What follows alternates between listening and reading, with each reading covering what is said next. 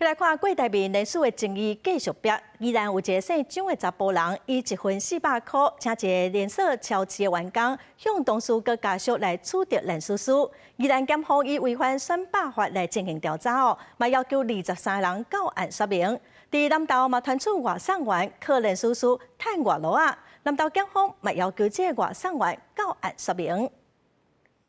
鸿海创办人郭台铭这个月初二再将连署书送到选委会，不过各地定传出争议。宜兰检方查到前往南洋地区一间连锁超商的头城店搜索，因为传出一名姓蒋的查甫人甲洗出员工以1份400块的对价关系，爱同情甲家属帮忙连署，数量有200份。经过检察官复讯之后，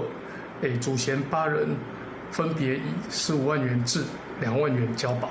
检方查到拢总搜查10个所在，查扣相关证物甲连署乌西款项28000块，也通知洗出员工等23人到案说明。后手顺线追查，将洗酒查甫人躯体到案，检方复审了后，洗酒甲洗出查甫人各以15万交保，其他6个人以2万到10万交保，其他人无保请回。那超商业者也强调，严禁工作场所从事任何政治活动。 如果有违反相关事已经确认之后，我们也会有内部的一个惩处的一个程序。这个目前所确定的部分属于员工私下个人个别的一个行为。